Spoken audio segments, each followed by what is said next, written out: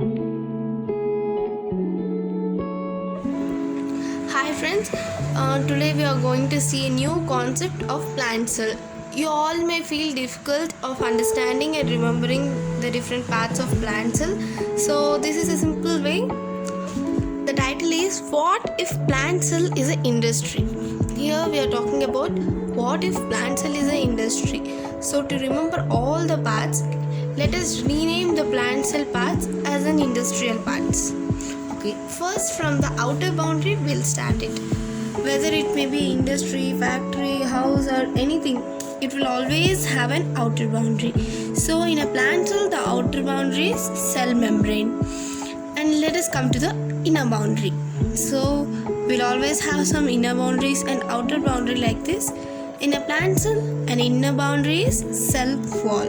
So let us discuss a few points about cell membrane. The cell membrane is the outermost layer of the cell that separates cytoplasm from the external environment. We know that all the cells in a plant are connected to each other like this. So it differentiates between one cell and other cell, and it protects the cytoplasm. See here we have mentioned cytoplasm. So cytoplasm will be protected from the external cell bodies. Okay, now let us go to the first and most important part of the plant cell.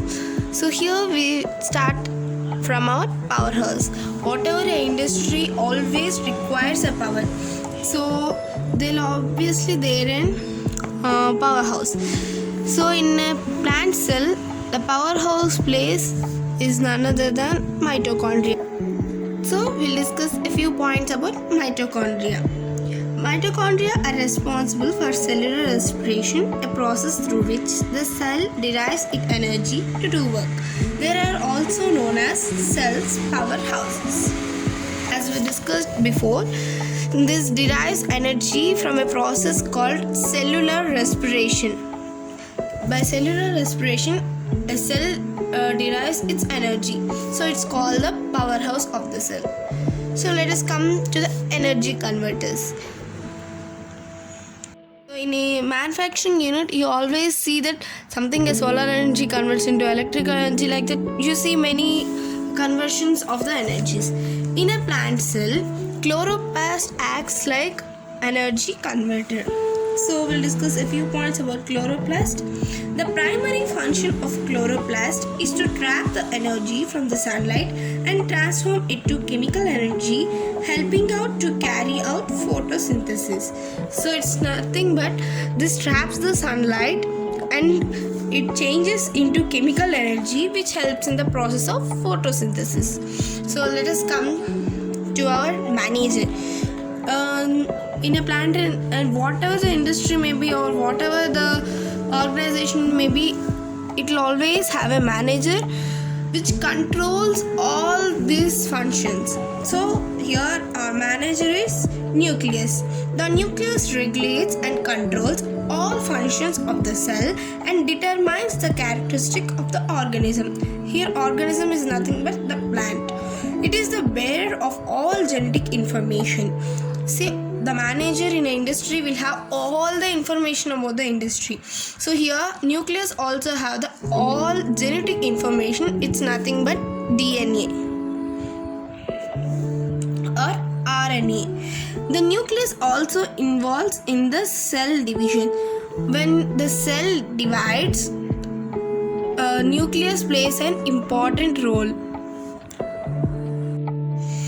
And then beside the manager, we have production sites. In a plant cell, production sites are endoplasmic reticulums.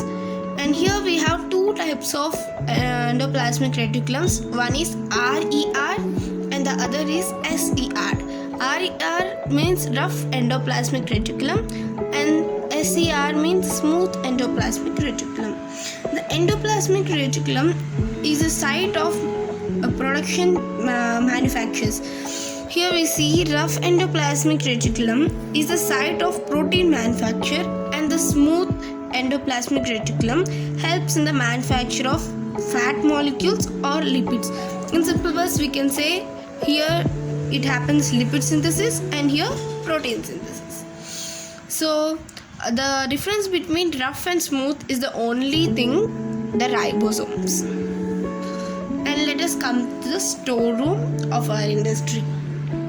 See, here we see all the produced goods are kept in the store. So in a plant cell, storeroom is nothing but vacuole.